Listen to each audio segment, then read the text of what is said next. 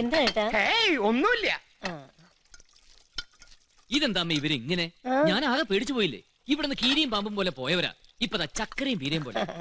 അവര് ചെറുപ്പകാലം തൊട്ട് അങ്ങനെയാ, നീ അത് കാര്യാക്കണ്ട. എന്നാലും എനിക്കെന്തോ ഒരു മനസമാധാനം കിട്ടുന്നില്ലമ്മേ. നമുക്ക് ഈ കല്യാണം ഉടനെ അങ്ങ് നടത്തിയാലോ? എന്തിന്, നാളെ തന്നെ അങ്ങോട്ട് നടത്താം. എടീ, സാധനങ്ങളുടെ ലിസ്റ്റ് അങ്ങോട്ട് ഇട്ടേ.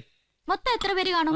മൊത്തം ഇപ്പോ സ്റ്റേഷനിലും ക്വാർട്ടേഴ്സിലൊക്കെ കൂടി വിളിച്ചു വരുമ്പോ പോലീസുകാർ ഒരു 20, 30, 40, 50, പിന്നെ അവരുടെ ഫാമിലിയൊക്കെ കൂടി ഒരു 100 എന്ന് കൂട്ടാം. പിന്നെ ഞാന്, നീ, അമ്മ, അമ്മാവനൊക്കെ കൂടി ഒരു 105.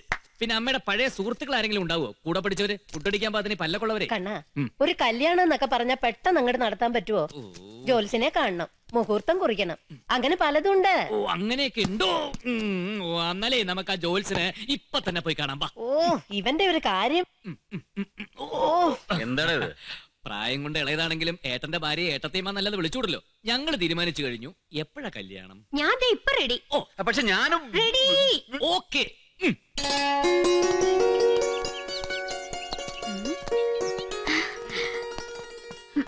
ഇതാണ് ഞാൻ പറഞ്ഞ സ്ഥലം.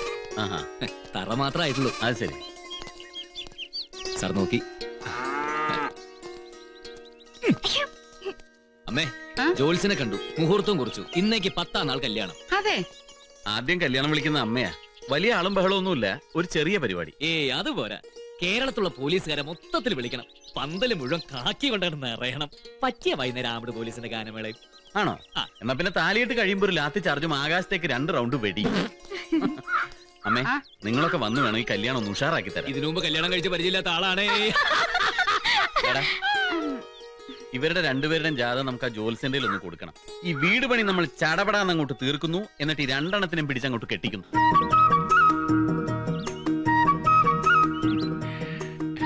ജാതകമൊക്കെ നേരത്തെ നോക്കിയതാ മോനെ, നല്ല ചർച്ചയാ. ആണോടാ? ജാതകം നോക്കി മനസ്സുകൊണ്ട് കല്യാണം ഉറപ്പിച്ചു. മക്കൾ എത്ര വേണമെന്ന് വരെ തീരുമാനിച്ചു. എത്ര എണ്ണം വേണം? ഒരെണ്ണോ? 10 എണ്ണം സാർ. ആണോടി?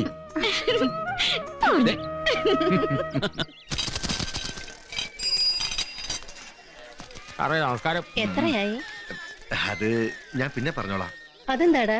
അല്ല, ഈ വക സാധനങ്ങളൊക്കെ മേടിച്ചാൽ ഞങ്ങള് പോലീസുകാര് പൈസയൊക്കെ കൊടുക്കാൻ. ഇത് പോലീസുകാര് വാങ്ങിയതൊന്നുമല്ല, ഞാൻ വാങ്ങിയതാ. എന്താന്ന് വെച്ചാ കൊടുത്തിട്ട് വാ. ഇവിടെ കച്ചവടം തുടങ്ങിയ പിന്നെ ഇന്നേ വരെ പോലീസുകാരിൽ നിന്ന് പൈസ കിട്ടിയിട്ടുണ്ടോ നിനക്ക്? ഇല്ല. ഇതാ പിടിച്ചോ, എന്റെ കൈ നല്ല വർക്കത്താ.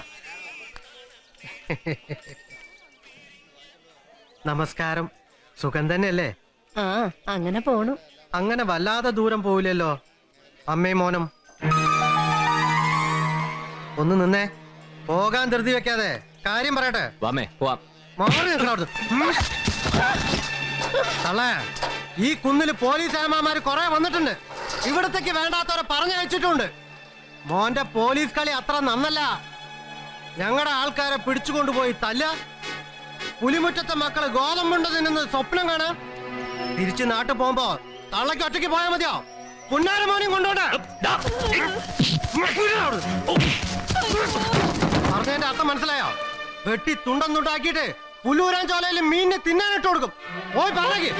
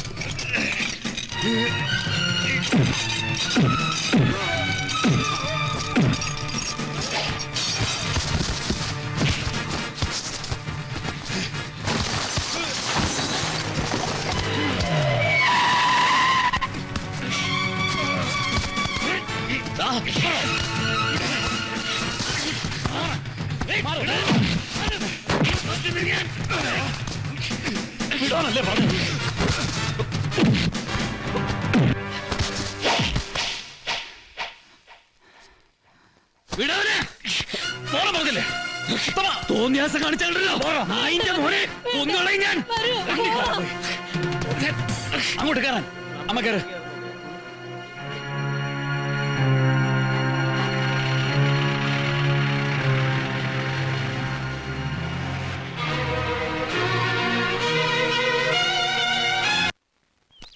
ഈ സ്ഥലത്തെക്കുറിച്ചും ഇവിടുത്തെ ആളുകളെ കുറിച്ചും എന്നെക്കാളും ഞങ്ങൾ ആരെക്കാളും നന്നായിട്ട് അറിയാവുന്നവനല്ലേ നീ? വാക്കത്തേക്ക് മൂർച്ചയുണ്ടോ നോക്കാൻ വഴിയെ പോകുന്നവന്റെ കഴുത്ത് വെട്ടാൻ വരെ മഴയുടെ ബലം കണ്ടിട്ടോ. നിന്നെയായിരുന്നു അവിടെ വെച്ച് രണ്ടെണ്ണം പൊട്ടിക്കേണ്ടിരുന്നത്. എന്റെ ജയ ഒന്ന് നിർത്ത്. ആ ഇനി അമ്മയുടെ സപ്പോർട്ടും കൂടെ.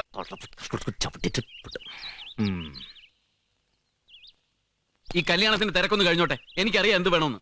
ഞാൻ തീരുമാനിച്ചു കഴിഞ്ഞു. ഈ താഴ്വാരത്ത് എനിക്ക് പരിചയമുള്ള ഒരു എസ്റ്റേറ്റ് ഉണ്ട്, അവിടെ സൂപ്പർവൈസർ. ആഴ്ചയിൽ 1-2 ദിവസം വന്നു പോകാം, മനുഷ്യനായിട്ട് ജീവിക്കേ. മതി പോലീസ് സ്റ്റേഷന്റെ തരികടയും അങ്ങാടിയിലെ ജഗപുകയും. ഞാൻ പോവില്ല. എന്താ പറഞ്ഞേ?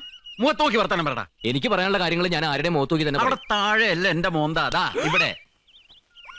എന്റെ കണ്ണ നീയെങ്കിലും ഒന്നും മിണ്ടാണ്ടിരിക്കെ, അവൻ കിടന്ന് തുള്ളട്ടെ. എന്റെ അമ്മയെ കുറിച്ചോ എനിക്ക് വേണ്ടപ്പെട്ടവരെ കുറിച്ചോ ആരെങ്കിലും എന്തെങ്കിലും പോക്രിത്തരം പറഞ്ഞാൽ ഞാൻ തല്ലും. അതിനെനിക്ക് ഒരു പോലീസിന്റെ പിൻബലവും വേണ്ട. ആ പേരിൽ എന്നെ ആരും നാട് കടത്തും വേണ്ട. നിന്നെ നാട് കടത്തണോ വേണ്ടത് ഞാൻ തീരുമാനിക്കും. നീ പോയിരിക്കും. ഇതെന്താ അമ്മ, ഇത് കാട്ടുപോത്തോ? ഒന്നും പറയരുത്, ഇഷ്ടം കൊണ്ട് പറയണതല്ലേ.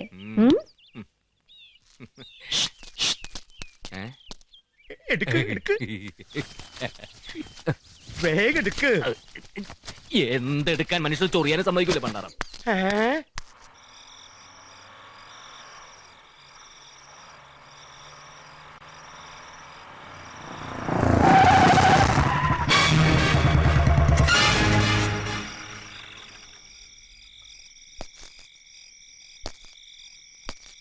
മേലുദ്യോഗസ്ഥനെയും കണ്ട് കുറെ നാളത്തേക്കുള്ള ലീവ് എഴുതി കൊടുത്ത് പെണ്ണും കെട്ടി ആടിപ്പാടി കൂടാനുള്ള വരവ് അല്ലേ?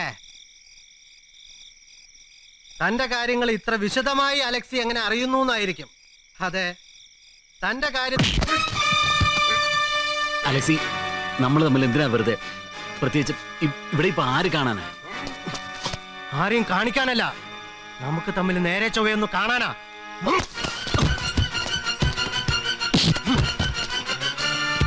നീ എന്റെ കുട്ടികളെ പിടിച്ചുകൊണ്ടുപോയി തല്ലൂലടാ. കൊച്ചന്നുള്ളിയുടെ മോള് ചത്ത പഴങ്കഥ നീ കുത്തിപ്പൊന്തിക്കല്ലടാ. അങ്ങാടിയിലെ ആൾക്കാരുടെ മുന്നിൽ വെച്ച് നീ എന്നെ ചവിട്ടി കയ്യടി വാങ്ങല്ലടാ.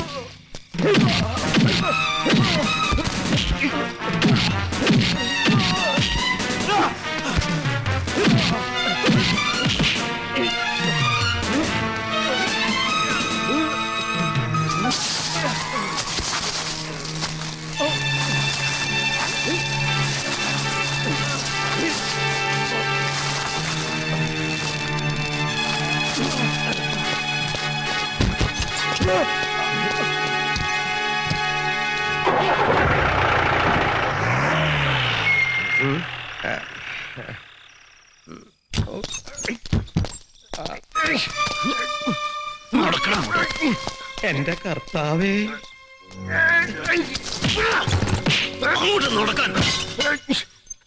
എടാ നിന്റെ കാലക്കട പുലിമുറ്റത്ത് അലക്സി ഇവിടെ പിടിച്ചു കൊണ്ടുവന്നിട്ടുണ്ടെങ്കിൽ, ഈ ഒറ്റ രാത്രി ഇവിടെ പിടിച്ചിട്ടുണ്ടെങ്കിൽ എന്റെ സണ്ണിച്ചം പൊള്ളാച്ചി എത്തേണ്ട നേരം നിന്റെ കഴുത്തിന്റെ മേലെ തലയുണ്ടാവില്ല. നിന്റെ നാശത്തിന്. പുലിമുറ്റത്ത് അലക്സിക്കും സണ്ണിക്കും താല്പര്യമില്ലെങ്കിൽ എനിക്ക് കഴുത്തിന് മുകളിൽ ഈ തല വേണമെന്നില്ല. ചെറിയ ചേട്ടാ, അലക്സി കുഞ്ഞിന് ഈ ബെഡ്റൂം ഒന്ന് തുറന്നു കൊടുക്ക. ആണുങ്ങൾ ആരെങ്കിലും കുറെ നേരത്തെ ചെയ്യേണ്ടതായിരുന്നു. വൈകിപ്പോയോ എന്നൊരു സംശയം. ഇനി നോക്കണ്ട, കേറി.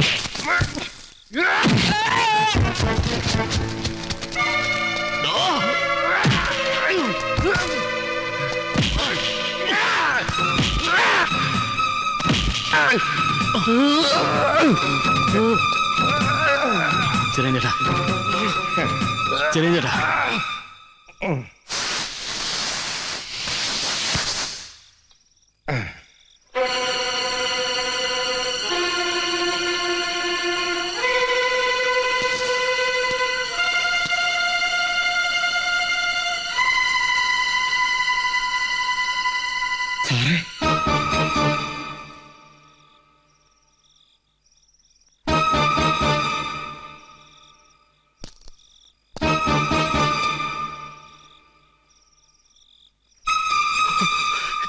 ചേട്ടാ, ഞാൻ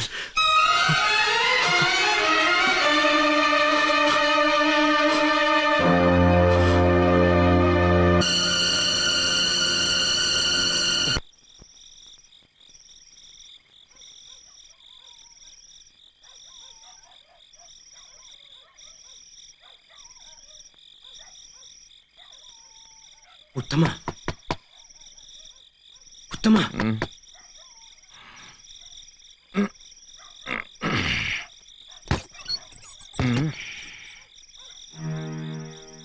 എന്താ സാറേ? നീ ഒന്ന് വന്നേ. എന്താ കാര്യം? നീ വാ, പറയാം.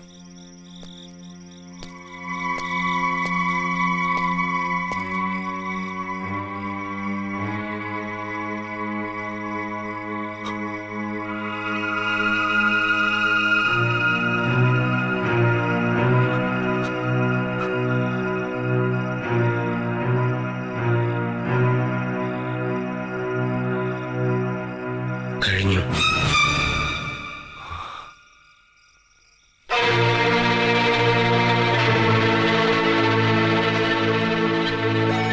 ഉത്തമ, എന്റെ കൈ കൊണ്ട അവൻ. ചെറിയ ചേട്ടാ, സർക്കിൾ ഓഫീസിലോ SP ഓഫീസിലോ വിളിച്ച് പറഞ്ഞു. താമസിപ്പിക്കണ്ട, പറഞ്ഞേക്ക്.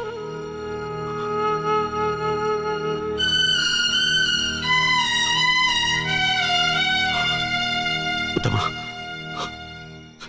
Sir, sir. ഉത്തമ,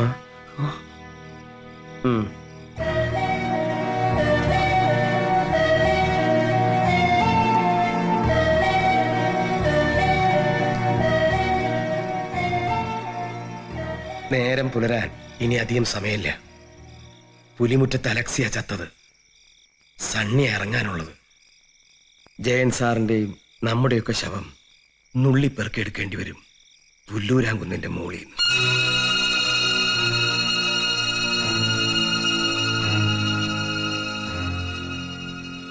കുട്ടിക്കാലം മുതല് പോലീസുകാരുടെ കൂടെ ജീവിച്ചു കിട്ടിയ ധൈര്യമില്ലേ, ഇപ്പൊ അതാ വേണ്ടത്. ആ ധൈര്യം മാത്രം. വാ.